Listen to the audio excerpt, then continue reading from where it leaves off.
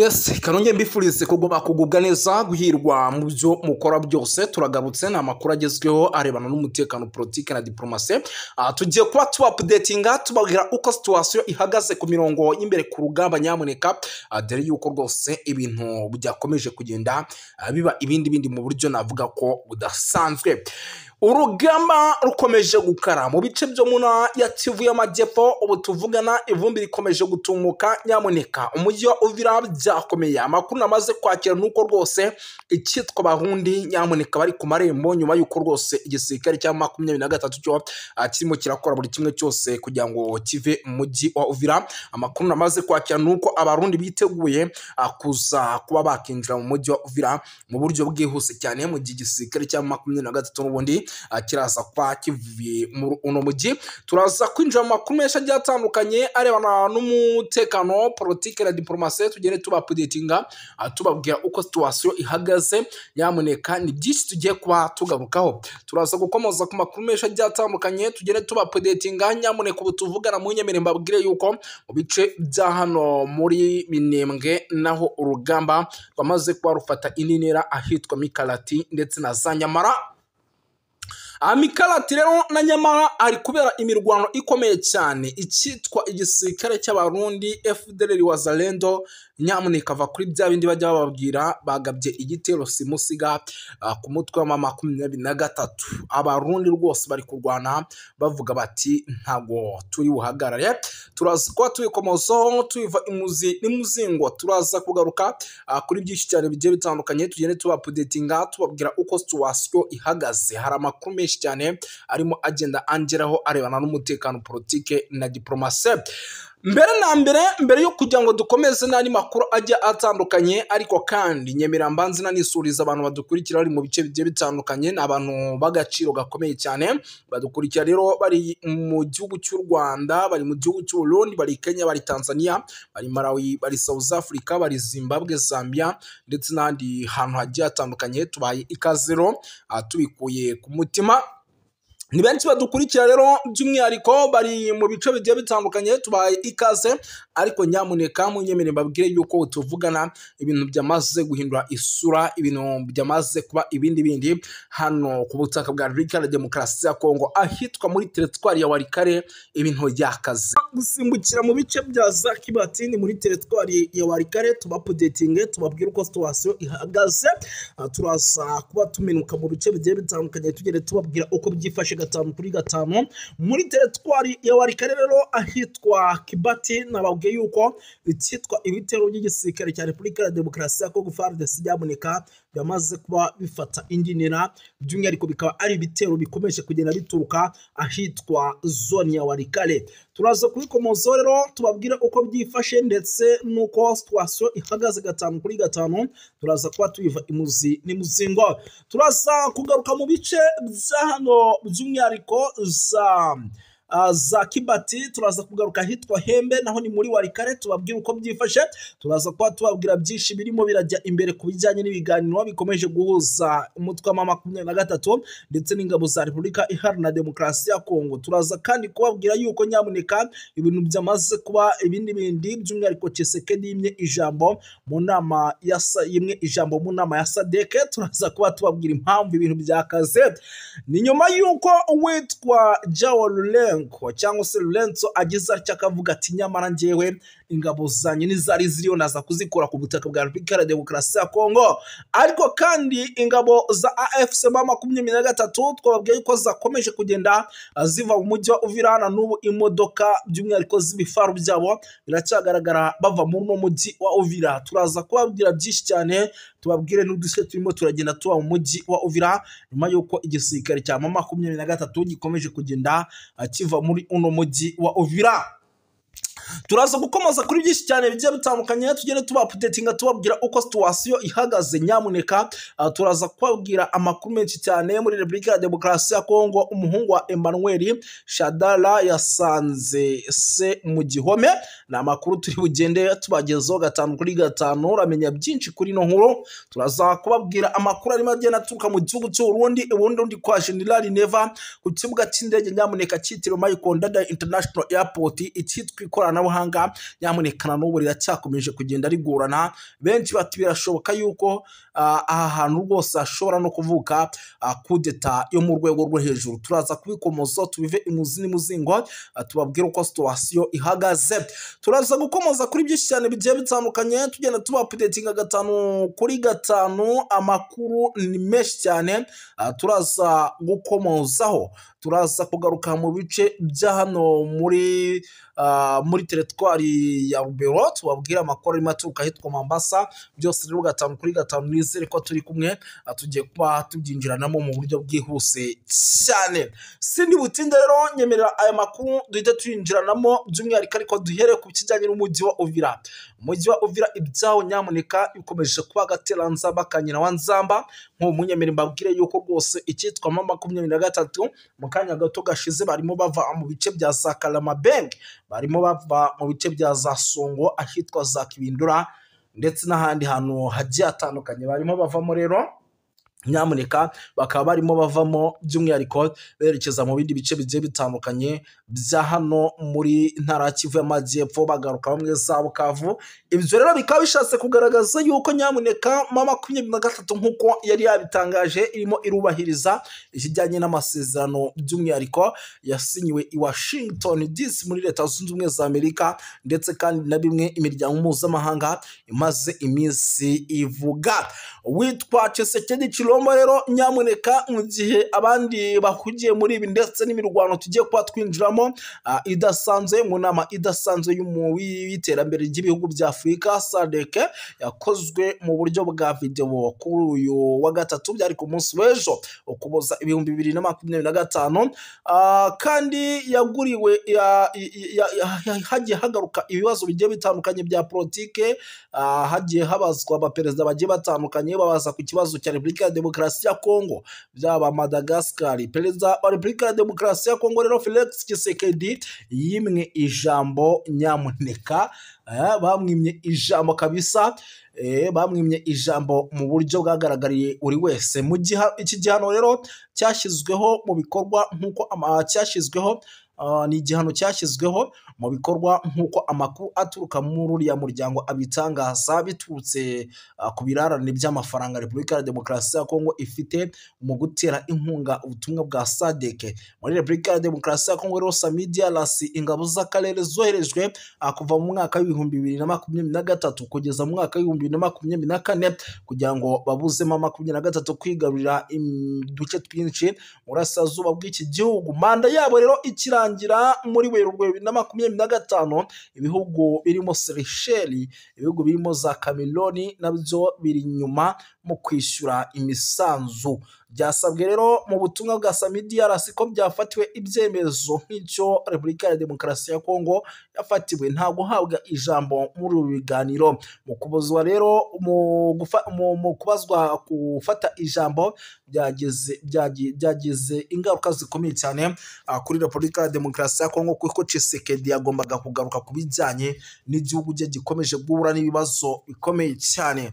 Birumvikana yuko rero situation ari atari, ariko kandi ibintu bikomeje kugenda biba ibindi. Igihugu cya Repubulika ya Demokarasi ya Kongo kiracyafite ibibazo bikomeye cyane. Hano rero Mikarati habereye urugamba rufatiwemo imbunda zigera kuri 12 by'umwihariko ku ruhande rw'Abarundi na Wazalendo, ariko kandi bikavugwa ko M23 yarashe bikomeye kuri defense za FARDC, nubwo bari babashije kuba babataka muri rusange. Ibyo nabyo rero ni bimwe mu bintu byamaze kuba biteza ikibazo gikomeye cyane. Nyamuneka ivumbi rikaba rikomeje gutumuka mu buryo navuga ko budasanzwe muri rusange. Ibintu birakaze, ibintu birakomeye by'umwihariko ku butaka bwa Repubulika ya Demokarasi ya Kongo, kuko amakuru arimo agenda nyemeza ko hano mu mujyi wa Uvira naho bitoroshye habe namba. Hano mu mujyi wa Uvira navuga ko rero ibyaho byamaze kuba gateranzamba kanyina wa nzamba, ukaba umujyi wa Uvira isaha ku isaha ushobora kuza guhuriramo ibindi bibazo, kuko intare zasarambwe zimo ziravamo gake gake, nubwo benshi batarimo barabyemera ko intare zasarambwe zaba zimo zigenda ziva muri uno mujyi wa Uvira nk'uko amakuru akomeje kugenda atugeraho muri rusange. byinshi cyane rero bikomeje kugenda bitangazwa, ariko kandi amakuru akavuga ko mu gihe uyu mujyi wa Uvira waba wavuwemo abarundi barekerereje ndetse na za FDLR zishobora kuza guhita zigarukamo, ariko kandi ku rundi ruhande yasize igisirikare cya M23 by'umwihariko cyitwaye neza cyane kuko cyafatiye intwaro zigera ku 8, by'umwihariko izo n'imbunda zafatiwe zo mu bwoko bwa AK47 zigera ku 8, by'umwihariko barafatira amatekwa zigera kuri 4 gusa. Aka gace ntago kigeze gafatwa, mu 23 ntago yigeze ikagumamo cyangwa se ngibe yagafata, gusa icyo nakubwira cyo byari bicika kabisa, byari bicika rwari urugamba rukomeye. Yes, no kuvuga ngo rero rwari urugamba rukomeye cyane, ariko nanone ku rundi ruhande nubwo rwari urugamba rukomeye, amakuru mfite nuko rwanagoye M23 kuko nayo yahatakarije abasore bagera kuri 2 nyamuneka, yahatakarije abasore bagera kuri 2 mu gihe yahitanye abagera ku 8. Birumvikana yuko iyo mibare ni imibare iba ari myinshi cyane hagati ku mpande zombi. Yes, no kuvuga ngo rero nyamuneka sibyo gusa kandi na n'ubu tuvugana isaha ku isaha urugamba rushobora kuza gukomeza gufata indi ntera, kuko nta gutuza guhari by'umwihariko hagati ya M23 ndetse n'igisirikare cya FARDC. Munyemerere rero by'umwihariko mbabwire uko situation ihagaze mbere yo kugira ngo twerekeze n'ahandi. Mbabwire uko situation ihagaze no mu bindi bice, mbabwire icyo M23 irimo iratangaza. M23 yatangaje icyatumye iva muri Uvira, inashimangira umutekano w'abaturage. Bitubanze nabyo tubikomoso turebe. No kuvuga ngo n'umuyobozi w'umutwe wa M23 bamwita Bertrand Bisimwa yatangaje ko uwo mutwe udafite gahunda yo kuva mu mujyi wa Uvira no mu nkengero zawo mu gihe ibisabwa byawo bitarashyirwa mu bikorwa. Navuze yuko kandi cyihutirwa kurusha ibindi ari ugushyira imbere umutekano w'abaturage n'inyungu zabo, anashimangira ko ibyo ari byo shingiro ry'ibikorwa byose. Uwo mutwe kandi uri gukorera by'umwihariko muri ako karere.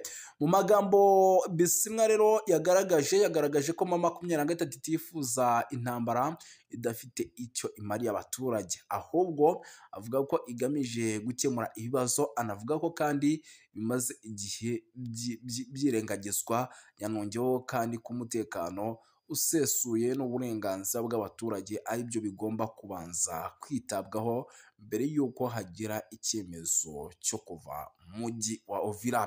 Uyu muyobozi kandi yanavuze ko ibisabwa n'umutwe wa M23 bijyanye no kuganira mu buryo burambuye bwo kugarura amahoro n'ituze. Aranenga ubuyobozi bwa leta ya Repubulika ya Demokarasi ya Kongo ko budashyira mu bikorwa amasezerano n'ingamba zagiye zemeranwaho. Bije nyuma y'uko Uvira mu bice bitandukanye bikomeje kugaragaramo umwuka w'umutekano muke, abaturage bakagaragaza impungenge ku buzima n'ibikorwa byabo bya buri munsi. Abasesenguzi bavuga yuko ibi bishobora kuza kongera umurego w'ibiganiro bya politiki n'ibya diplomasi hagamijwe gushaka umuti urambye w'ibibazo by'umutekano mu burasirazuba bwa Repubulika Iharanira Demokarasi ya Kongo. Mu ncamake rero M23 iravuga ko itazigera iva muri Uvira mu buryo busobanutse. Inashimangira ko kandi cyihutirwa ari ukubanza kubona ibisubizo bifatika ku bibazo by'umutekano n'inyungu z'abaturage mu rwego rwo kugira amahoro arambye. Birumvikana yuko rero nyamuneka ibintu ntago byoroshye. Perezida Tshisekedi rero yasobanuye amagambo ye aheruka gutangaza, by'umwihariko impaka ku ngabo za Repubulika Iharanira Demokarasi ya Kongo. Ni byinshi yavuze. Ni perezida wa Repubulika Iharanira Demokarasi ya Kongo rero Felix Antoine Tshisekedi Tshilombo yongeye gusobanura amagambo aherutse kuvuga n'ingabo z'igihugu, amagambo yari yateje impaka n'isesengura rinyuranye ku baturage b'abanyapolitiki. Ibi yabivuze kandi mu gihe umutekano w'igihugu cye arimo ukomeje kuzamba kuko urangwa n'imyotsi. Ubutegetsi bw'i Kinshasa rero kuva ibitero byatangira kubagabwaho, ibintu byahise bihindura isura. Ibi Perezida Tshisekedi rero yabivuze ku wa kabiri mu muhango wo gutangiza ku mugaragaro inama ya mbere ngarukamwaka ihuza inzego za leta zishinzwe serivisi rusange muri Repubulika Iharanira Demokarasi ya Kongo. Gukoresha rero imvugo ikakaye, bamwe babifashe nk'ibigaragaza gusuzugura abaturage ndetse n'inzego z'umutekano by'umwihariko n'ingabo ze bwite. Ati iyo rimwe na rimwe nkoresheje amagambo akomeye mu kunenga, mba nshaka kugaragaza ubuzima buteye isoni abanyekongo benshi bamazemo imyaka myinshi. Si ukugira ngo nyamuneka ibi bikorwe. Birumvikana ko kuko yavuze n'andi makuru menshi agiye atandukanye, avuga yuko kandi nk'amagambo yasobanuye imvugo perezida aherutse gukoresha mu kiganiro yagiranye n'urubyiruko mu ntangiriro za kiriya cyumweru gishize, aho yagarutse ku mibereho mibi n'imiterere igoye byagiye biranga ingabo n'abandi bashinzwe umutekano by'umwihariko bamufasha mu buzima bwa buri munsi. Uyu kandi yanakomeje kugenda avuga byinshi bigiye bitandukanye by'umwihariko Perezida Tshisekedi kandi yanashimangiye ko ingabo za Repubulika ya Demokarasi ya Kongo zikwiye guhabwa icyubahiro gikwiye, ibikoresho bihagije n'imibereho myiza kugira ngo zibashe kuzuza inshingano zazo zo kurinda igihugu n'abagituye mu buryo bwo kubahiriza ikinyabupfura n'umwuga n'ishema.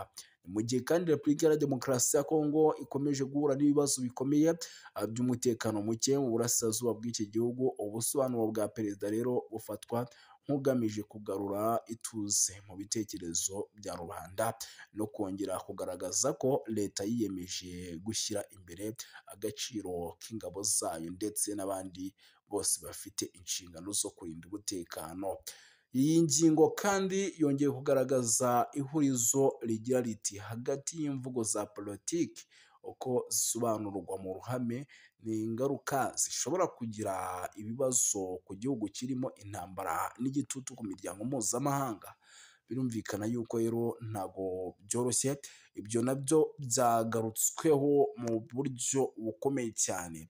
Ingabo z'u Burundi rero ahitwa mu misozi ya Fizi, nyamuneka ibintu ntabwo byoroshye. Abaturage bahatuye rero bari kubwira itangazamakuru ko ngo ingabo z'u Burundi ngo ziri kwinjira mu bibogobogo mu masaha ya nimugoroba zinyuze mu nzira zisanzwe zikoresha. Umwe mu baduha amakuru rero yagize ati ingabo z'u Burundi zari ziherutse kumanuka Ibaraka zihunga imirwano hariya za Ndondo, none zongeye kugaruka hano mu bibogobogo mu masaha ya nimugoroba, nibwo bari kugenda bagaruka muri rusange. Abaturage rero by'umwihariko bahatuye nibyo bari kugenda batangaza. Ayo makuru akomeza avuga yuko kandi ngo izi ngabo zitari zonyine kuko ngo zerekejwe n'abarwanyi bo mu mutwe wa Gumino uyobowe n'uwitwa Muninanga Ntama n'uwitwa Fudeko, aho bivugwa ko nabo ngo bazamutse bava Ibaraka. Uyu kandi mu gusubira bibogobogo kw'ingabo z'u Burundi, ibyo biteje ibibazo impande zombi, byanateye impungenge zikomeye abaturage bahatuye bibaza imyitwarire yabo ishobora kuza kubasubiza mu ntambara nshyashya. Ni mu gihe kandi hari hamaze agahe gato hari agahenge. Twibukiranye neza yuko nyamuneka mu mpera z'icyumweru gishize ingabo nyinshi z'u Burundi zahunze imirwano ikomeye cyane muri Ndondo, aho umutwe wa M23 wari urimo urabarasa muri ibi bice, ariko kandi bikavugwa ko ngo zari zahunze zose zirimo ziragenda zigaruka. Si Ndondo gusa rero ingabo z'abarundi zahunze, kuko andi makuru agaragaza ko hari n'izindi ngabo z'u Burundi zavuye mu bice bigiye bitandukanye no mu nkengero za Minembwe nyuma yo gutsindwa mu mirwano yahabereye. Ibi bibaye mu gihe rero nyamuneka hiriwe humvikana imirwano ikomeye cyane mu gace ka Rwenzakuru ihuza umutwe wa Twirwaneho ndetse n'ingabo z'abarundi FDLR n'indi mitwe y'abazalendo. Amakuru aturuka muri kariya gace rero akavuga ko ibintu bitifashe neza. Ibi rero bikaba ari nabyo birimo biragenda bitera ikibazo gikomeye cyane, ariko kandi nyamuneka ahitwa kuri Puezero naho ntabwo ibintu byoroshye. ahitwa kuri Puezero naho ntabwo ibintu byoroshye kuko hongeye kugeragezwa icyitwa ibitero kandi bikaze, bikaba ari ibitero rero navuga ko bishobora kuza kuguma kugira ingaruka ku basivile kuko nicyo kintu cya mbere kirimo kiragenda gihungabanira muri ino ntambara muri rusange, ariko ubwo byose nyine biraza kugenda bigenda neza. Reka tunabashimire dusoreze ahangaha, amakuru yacu ni akagaruka nshuti z'akadasohoka.